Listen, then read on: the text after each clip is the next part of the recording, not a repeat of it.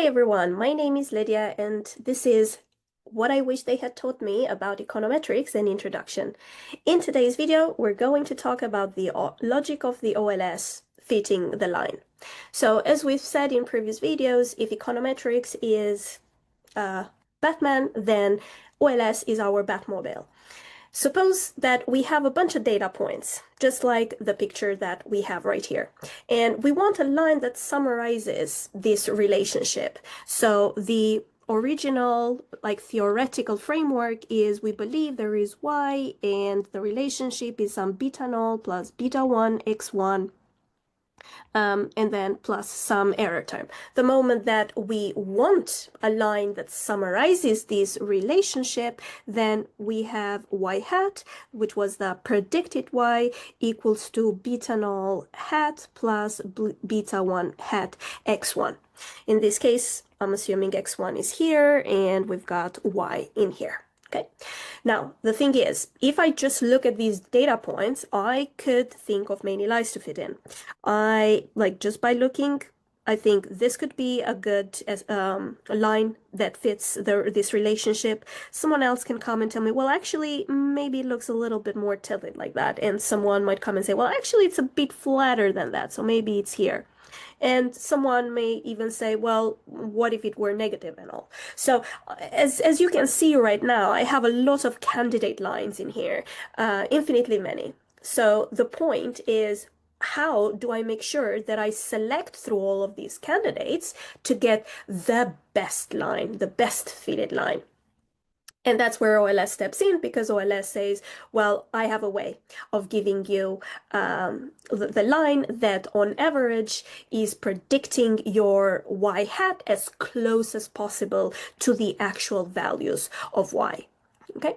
Now, for each observation, we can measure how far the line that we think is the best line misses. And that was the residual. So I'm going to move into a cleaner case, and let's say that this is the candidate that I have shortlisted for being the line that best predicts this relationship between my x1 and y.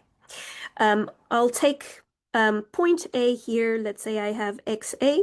So point A is right here, and I can clearly see that this is what I actually observe in the real world, the YA, and this is what actually my prediction is based on this line that I have. And this difference in here, that's my residual. Okay, and I can do this for every single point in this graph in here. But in this case, for point A, I was underestimating it. Imagine I have point B. For point B, my prediction is actually right here. So in this case, I'm actually underestimating it, and it seems that the residual can be either positive or negative. Now, if we try for every single point to find the residuals, we'll know for sure that all of these points in here, I have overestimated my prediction.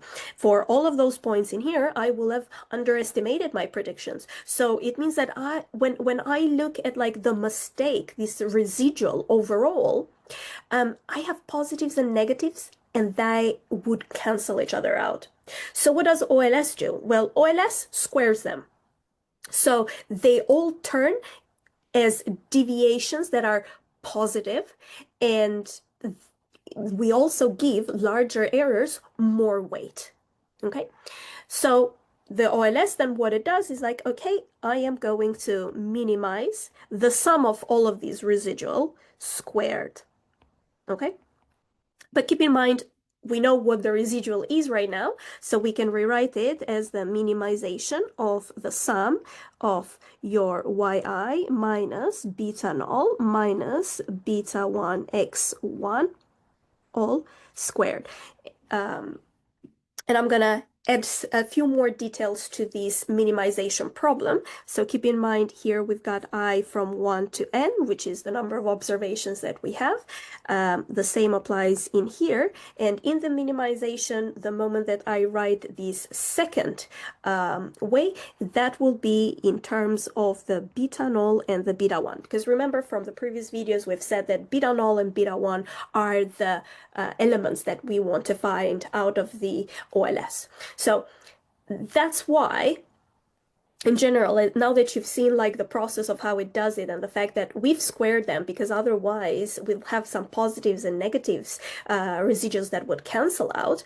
But at the same time, we have given larger errors more weight by doing this step. So we've managed to get to that ordinary least squares minimization sum problem. Okay, and this is the simplest way to fit the best line. Now, what makes this line so special? Again, it captures the systematic part of the variation in y. So basically, we're capturing what we can explain with x. With the variation in x, what kind of explanation can we give about the variation in y? And that leaves behind any of these, like those unsystematic parts or all that noise. The OLS line balances all of the data points so that the positive and negative residuals will not cancel each other out on average completely.